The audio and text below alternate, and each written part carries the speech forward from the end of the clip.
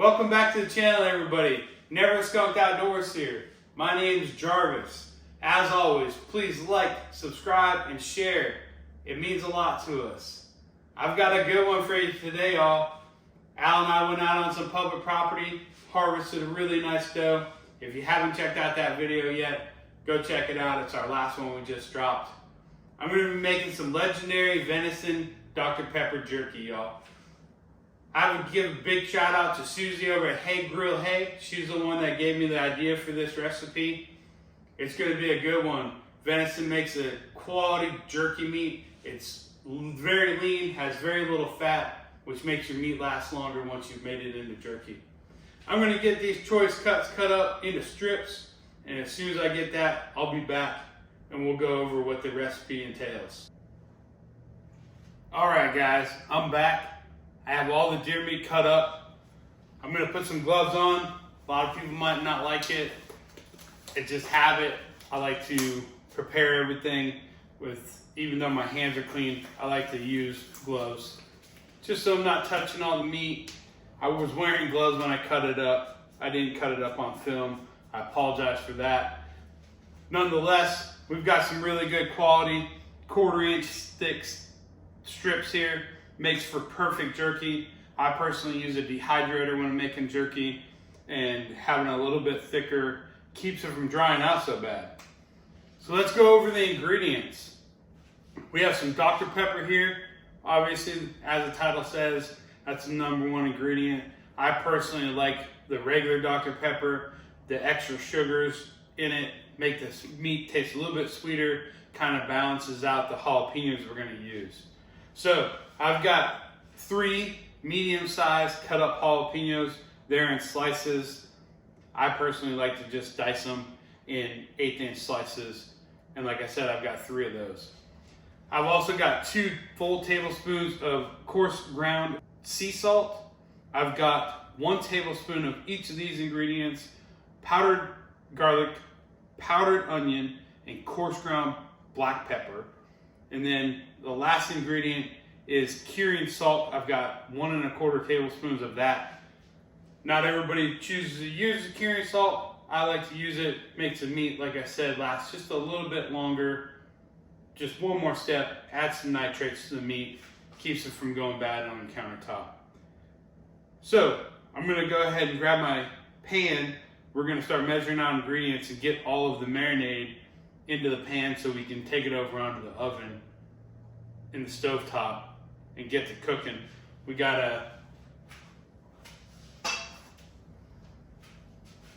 pan right here.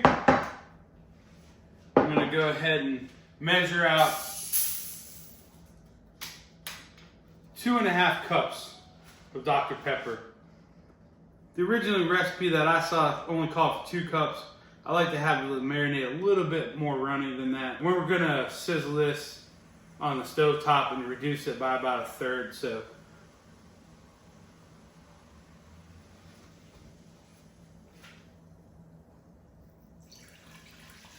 there's 2 cups.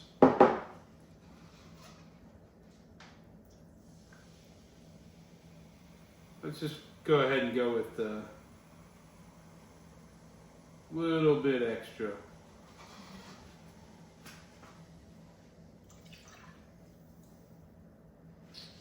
Alright, we can go ahead and put our jalapenos in, seeds and all. I don't worry about it.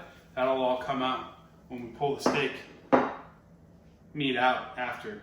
Go ahead and put in the nitrates, put in the pepper, the onion, and the garlic. Make sure we get it all out of there. And the 2 tablespoons of coarse sea salt. Alright, we're going to head over to the grill top. We're going to get this cooking. We're going to simmer it down, like I said, for 20 minutes. This is essentially making almost like a pepper spray when you're boiling this. I suggest if you're doing it indoors like I'm doing it, make sure you have some doors or some windows open. Get some of that aroma out so you're not burning your eyes.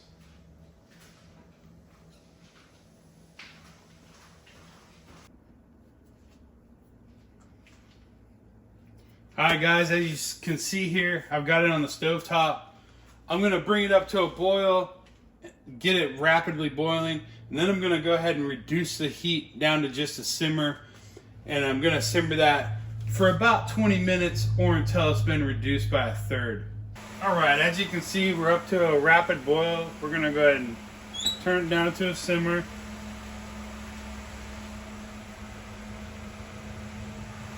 This is a time when it's putting off a lot of that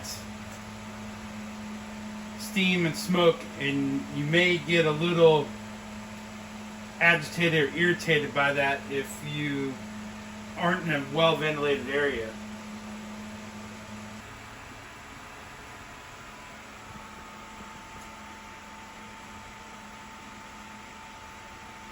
It's coming along, y'all. It's getting there. It's starting to smell amazing. The jalapenos are starting to wilt down some. Fluid's starting to reduce. We have about 7 minutes of cook time left. All right, guys. The marinade's completed. It went for 20 minutes. It reduced probably a little more than by a third, but that's okay. That's why I put the extra Dr Pepper in there, so we have plenty of liquid for the meat. We don't want to combine them just yet. You want to let this marinade completely cool. Otherwise, you'll start par cooking the meat, and you don't want to cook the meat at all from the marinade. So we're going to go ahead and put this into the fridge, let it cool down for a little bit.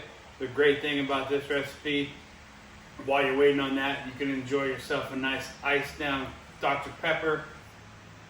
All right, so we're back. It's been about 30 minutes. The marinade was in the fridge. I did transfer it to the freezer for just a little bit, cool it off a little bit faster, and make that process happen quicker. We're gonna go ahead and bag up this meat, put it into a Ziploc, and get the marinade on it and get it incorporated really well. I'm gonna put some gloves on. Once again, just for sanitary issues, I do share this jerky. I know all my friends appreciate me being clean. My hands have been washed, but like I said, I still like to put gloves on.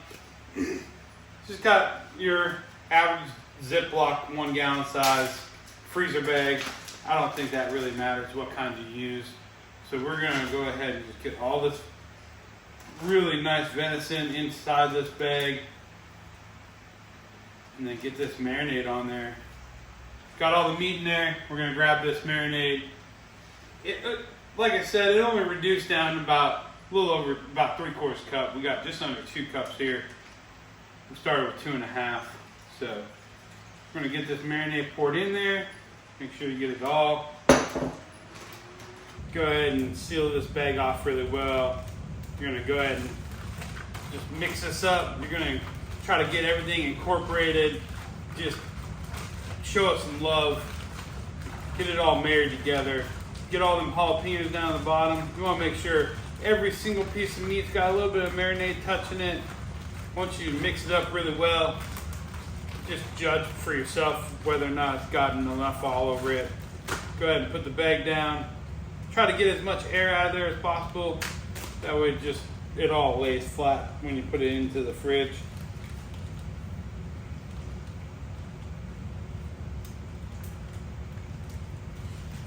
I personally am going to go ahead and put this also in a plastic container. That way it doesn't drip all over in my fridge. You can marinate this for as little as 6 hours. I personally am going to do it overnight. I think it gives a little bit more time for that meat to just suck that marinade up, give that meat a lot of flavor.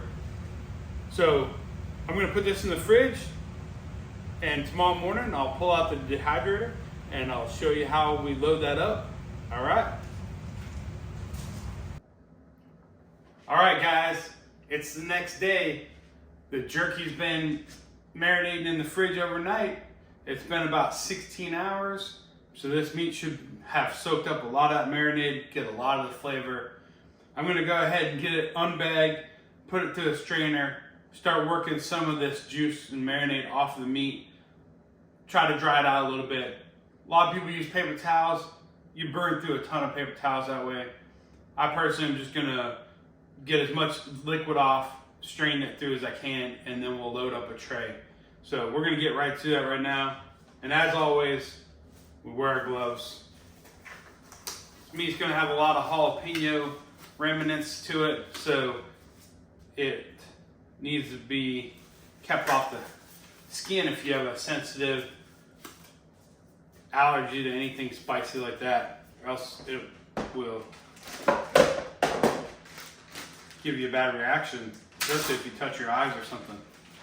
So we're gonna take this meat, we're gonna transfer it into the strainer, just strain it through into a bowl. If you can't fit all of it the very first time, just go ahead and do as much as you can. I only have a small strainer. So, got my dehydrator here. This one particularly came from Cabela's. I actually got it at Bass Pro Shops. I bought it last year.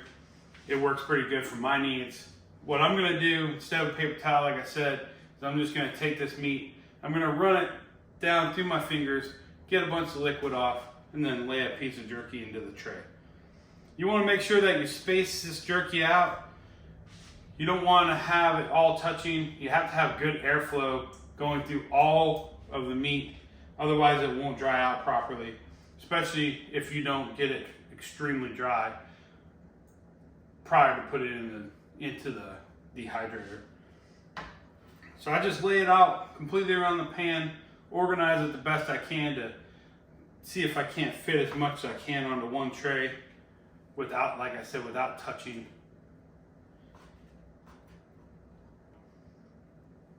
I wish you guys could smell this, because this jerky, it really does have an amazing aroma to it. You can just tell that it's going to be that perfect sweet and spiciness that you're looking for out of a jerky like this. So I've got one pan and one tray loaded up like this. I'm going to go ahead and finish the rest of them, and once we get that done, we'll get them cooking.